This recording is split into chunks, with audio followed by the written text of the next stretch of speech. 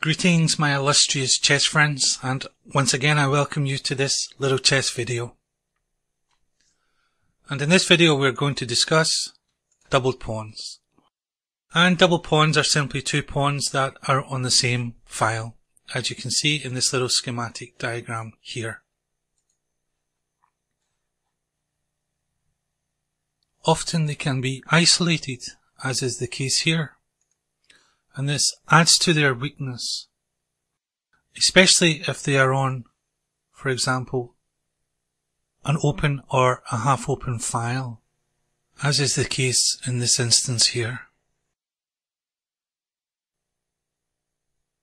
However, doubled pawns can also have the quality of being very good in defense, and especially if the lead pawn in this instance is protected by another pawn here. Because you can see that this pawn here also takes care of these weaknesses, and all of these squares are thus protected. So they can and very often have the quality of being great in defense, even though they are doubled, and it's especially true if the lead pawn, in this instance this pawn here on c3, is protected. And we sometimes see examples like this and like this here. The lead pawn is protected, and even though the pawns are doubled, they have very excellent defensive qualities about them. Now, the method for fighting against double pawns is simply to make sure that they are immobile and put pressure on them, much in the same way as we deal with isolated pawns. And you can see that in this diagram here. Pieces are directed towards putting pressure on these doubled pawns, much in the same way as we do against isolated pawns. However, there is a word of caution. You should not exaggerate the danger that double pawns possess, avoiding them at almost any cost, because they can and generally do control many important squares. For example, just let me show you this very quickly here. This is the Gioco Piano or Italian opening, and it's considered a very quiet opening. And here White has the idea of creating doubled pawns in his own position, because if Black takes, you can see after taking on e3, White of course has a semi-open f-file, and these double pawns are brilliant at keeping these white knights out of his position, taking control of these important squares. So double pawns are not always bad, and they can be used with great effect as defensive mechanism, as illustrated in this little schematic diagram here. And very brilliant players like Mikhail Botvinnik and Robert Fischer use these ideas of doubled pawns in their own games.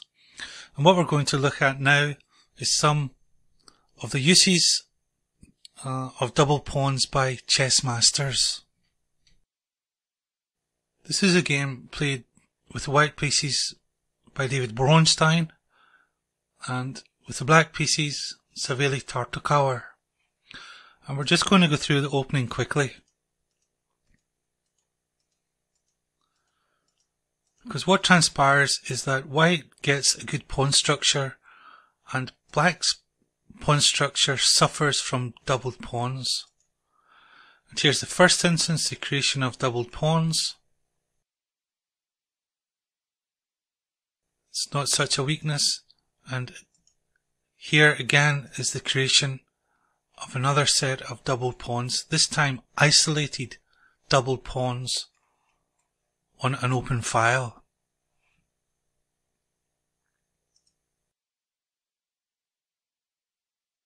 Now, taking into evaluation the circumstances of this position, what white does is actually very instructive.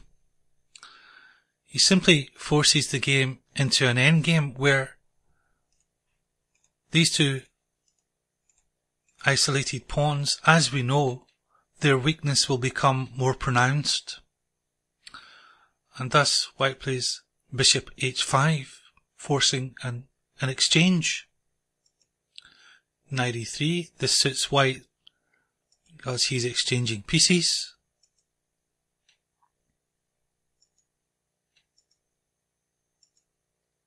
e6.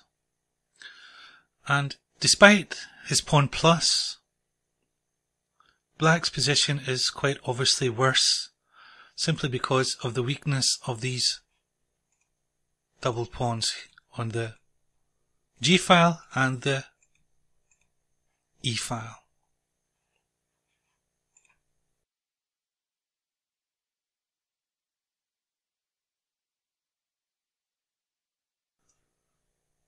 Queen e4, brilliant move, continuing the plan of exchanging pieces. And queens are exchanged.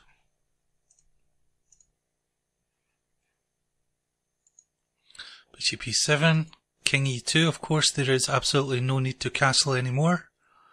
And the king does an excellent job of protecting these penetration points from the black rooks.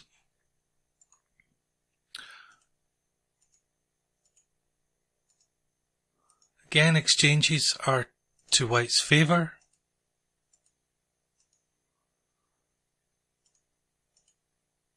And here the knight comes to the queen side in order to create weakness against these pawns on the queen side.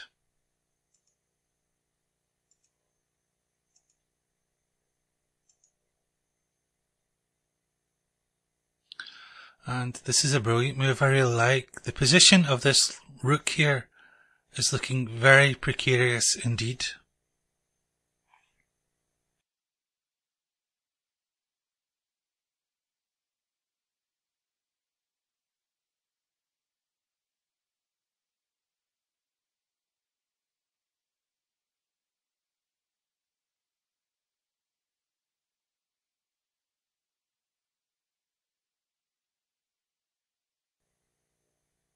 Rook e4, rook takes a4, bishop takes a4, and another set of double pawns are created on the chessboard.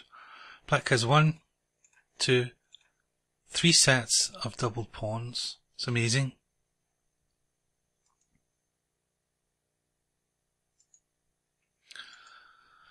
And these pawns simply cannot protect each other, and the bishop is absolutely helpless.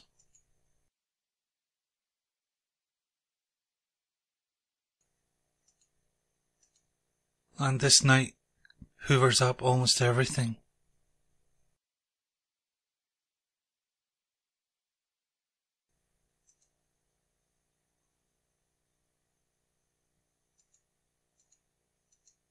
The advance of the c-pawn here decides the entire game. And it ends there. It's a very instructive way of taking advantage of doubled pawns, exchanging pieces and getting into an endgame where the weakness of the pawns becomes more pronounced as more exchanges take place. And very brilliantly played there by David Bronstein. And here is a game from the Russian Championship. With the white pieces is Alexander Morozevich, and with the black pieces is Alexei Bezgodov. And it's a Scots game, and it results in black having doubled pawns here, and they are not essentially weak at the moment simply because the lead pawn is of course protected.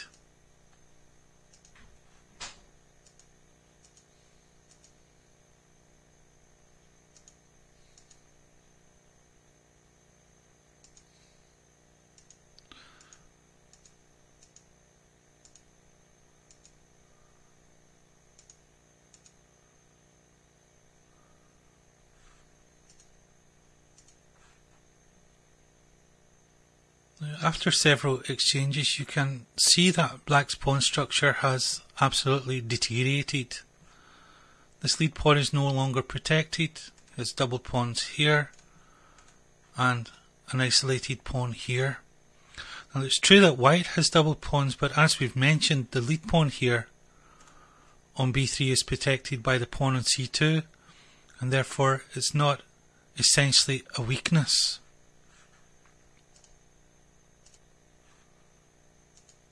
Rook a4, an excellent move where this rook can come to the c-file and of course target these pawn weaknesses in black's position.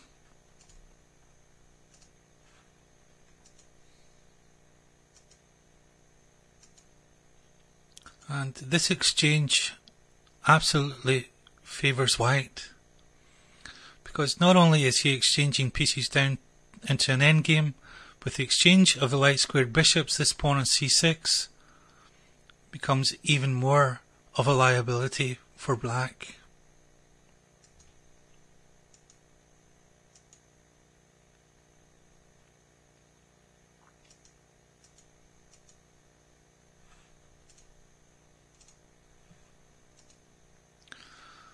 And the threat of the white queen invading on the 7th rank here, attacking these pawn weaknesses, essentially forces black to adopt a somewhat passive position.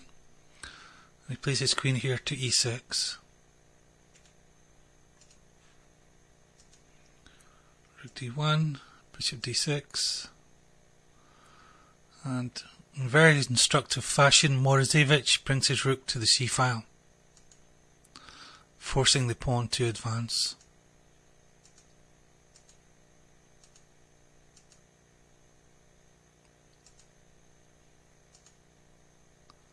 Again, putting pressure on the pawn with heavy and light pieces. Queen e5. And very, very instructive. Look at all the pieces piling up on these pawn weaknesses. And of course, the pawn cannot survive much longer.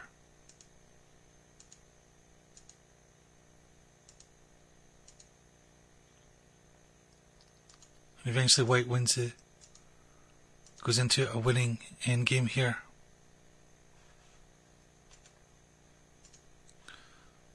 Creating a passed pawn because he has a 2-on-1 majority.